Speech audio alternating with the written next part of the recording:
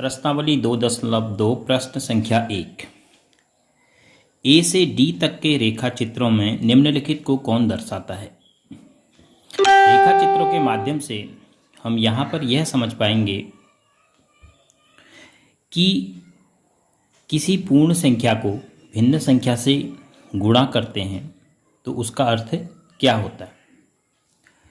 तो जैसे हमें 1, 2, 3, 4 चित्र दिए हैं, 4 रेखा चित्र दिए हैं, इनके आधार पर हमें यह बताना है कि इनमें से कौन प्रथम को, द्वितीय को, तृतीय को और चतुर्थ को दर्शा रहा है।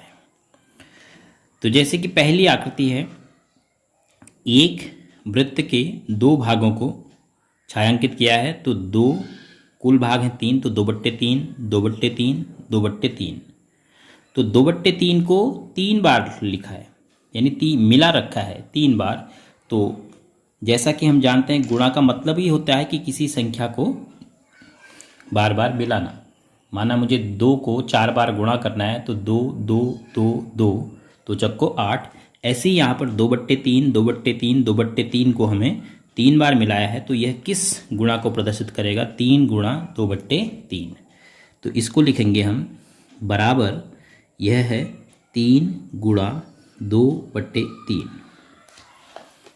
अब इसी प्रकार दूसरे चित्र में देखिए, यह जो है पूरे का 1/2, एक भाग, 2 में से एक भाग को छायांकित किया है, तो पूरे का 1/2 छायांकित है, 1/2 छायांकित है। तो 1/2 संख्या को 2 बार मिला रखा है, तो इसको हम लिखेंगे बराबर 2 गुणा 1/2, जो कि दूसरा भाग है।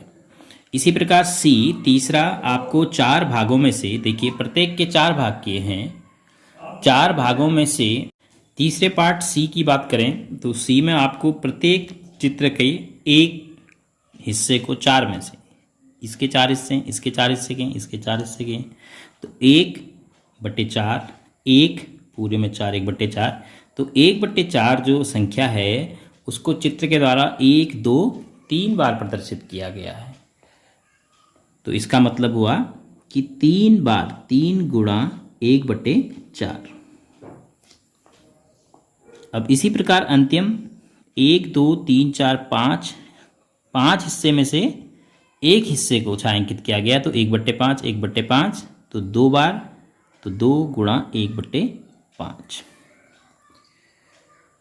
इस प्रश्न के बाद प्रश्न संख्या 2 के रूप में अब हमें यह चित्र के द्वारा बताया जा रहा है कि किस प्रकार हम एक पूर्ण संख्या को एक भिन्न संख्या से गुणा करके परिणाम प्राप्त करेंगे। जैसे ऊपर हम समझ रहे थे, इसी प्रकार यहाँ पर देखिए 1/3, 1/3 को बराबर कितना हो गया? 2/3। तो 1/3 को एक बार, 2 बार, तो अर्थात तो इससे हमें मिलता है, ये रिप्रेजेंट कर रहा है बराबर 2 गुणा 1/3 दर्शा रहा है बाएं पक्ष, बराबर दायां पक्ष दर्शा रहा है 2/3, 3 में से 2 भाग, और बाएं पक्ष 1/3, 1/3 2 बार लिखा है, तो 2 गुणा 1/3 को दर्शा रहा है। तो पूर्ण संख्या को जब हम भिन्न संख्या से गुणा करेंगे तो कैसे करेंगे? देखो, 2 1 का 2/3। मतलब जब भी हमारे पास माना कोई संख्या 3 गुणा 2/5 है, तो हम इस चित्र के आधार पर क्या समझे कि हम 3 दूना 6 करेंगे बट्टे 5। इस प्रकार से हम किसी पूर्ण संख्या को भिन्न संख्या से गुणा करेंगे। बी में देखिए आपके पूरे भाग हैं, 1, 2, 3, 4 में से 1, 2, 3 भागों को छायांकित किया है, 1, 2, 3, 4 में से 3 भागों को। तो कितने भाग छायांकित हैं अगर मैं भिन्न में कहूँ? तो 1, 2, 3/4, 4 में से 3 भाग छायांकित हैं, 4 में से 3 भाग, 4 में से 3 भाग, तो 3/4, 3/4, 3/4। तो कितनी बार 3/4? 1 बार, 2 बार, 3 बार। तो इसका मतलब जो बी चित्र है वह क्या दर्शा रहा है? 3 का गुणा किससे? 3/4 से, बराबर कितना आया दाईं ओर?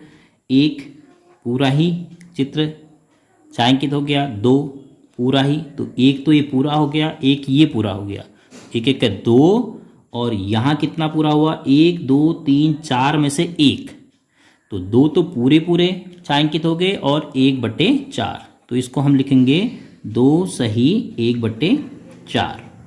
तो गुणा होके 2 सही 1/4 कैसे आया, 3 गुणा 3/4, जिस प्रकार से हमने इसको समझा, 3 तिया 9, 9/4 हो गया।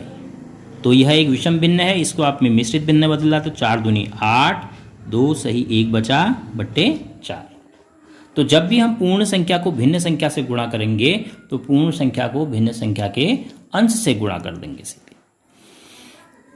अब तीसरे सी से 1 2 3 4 5 भाग हैं सभी में, देखिए 5 भाग में से एक भाग को रंगा गया है, छायांकित किया गया, तो 1/5 1/5 1/5 कितनी बार, 1 बार 2 बार 3 बार। तो 3 बार का मतलब 3 बार किस संख्या को गुणा किया गया है, 1/5 को, और बराबर दाईं ओर कितना आया है, 1 2 3, 3 भाग रंगे हैं 5 में से, तो 3 1 का 3/5।